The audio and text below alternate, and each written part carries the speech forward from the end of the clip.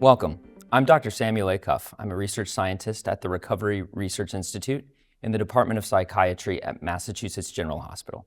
Today, we're here with Dr. Emily Hennessy, Associate Director of Biostatistics at the Recovery Research Institute and an assistant professor at Harvard Medical School.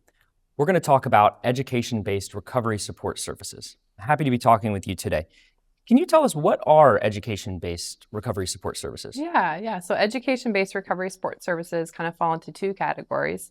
The overarching kind of similarity between them is that they offer education supports for young people and young adults that are undergoing a journey of recovery. So they're either kind of engaged in treatment or seeking substance use support services or kind of just seeking a more recovery safe environment.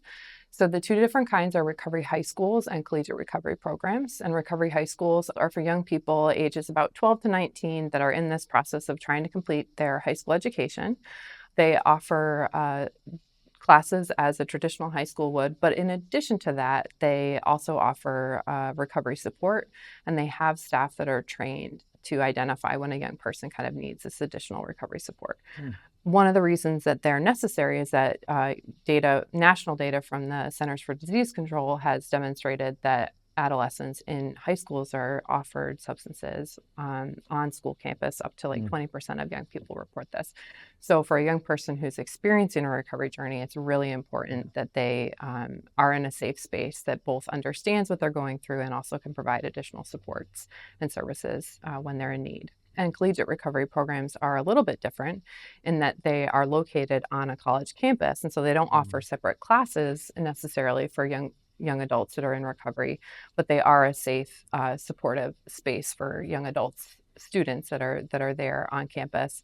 And they offer all sorts of kind of activities and opportunities and connections for individual and group counseling or group recovery support meetings on this college environment. And the other thing that collegiate recovery programs seek to do is really within a collegiate kind of environment, seek to reduce the stigma around substance use disorders and recovery and really aim to promote a sober recovery supportive environment.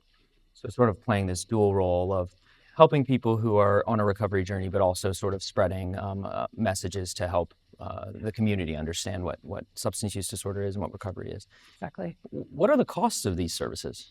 Yeah, so for individuals that are participating in either recovery high schools or collegiate recovery programs, it's typically free.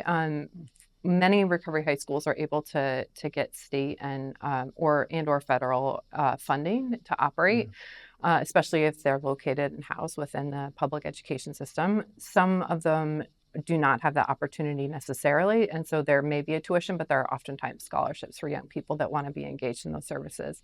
Collegiate recovery programs, on the other hand, because they're embedded in this larger collegiate recovery environment, are free for their students that are members.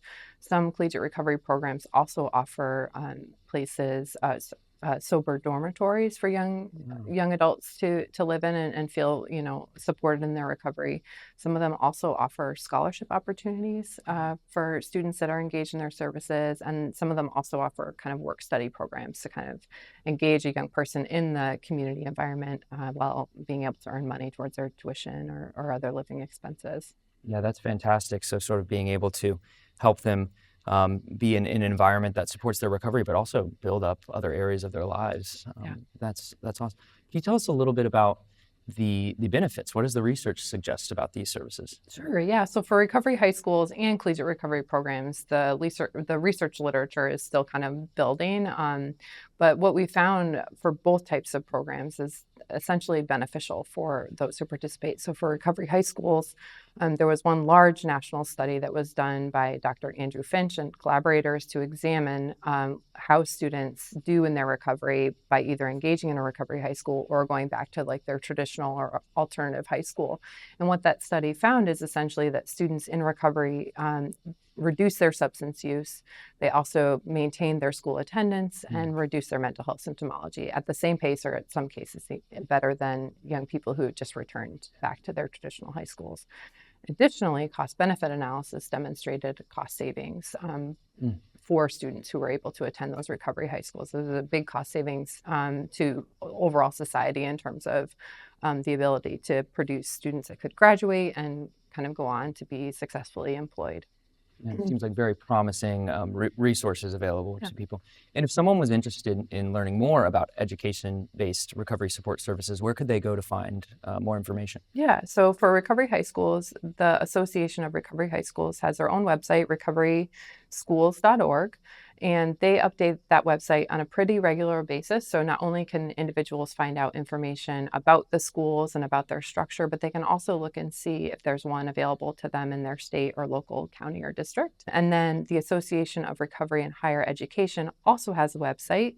It's collegiaterecovery.org. And they also update their website pretty regularly with a map of where collegiate recovery programs are located, both domestically and then also internationally, as there have been some opportunities in the UK and the rest of Europe to open up collegiate recovery programs on those college campuses. That's wonderful. Thank you so much. Yeah, thank you.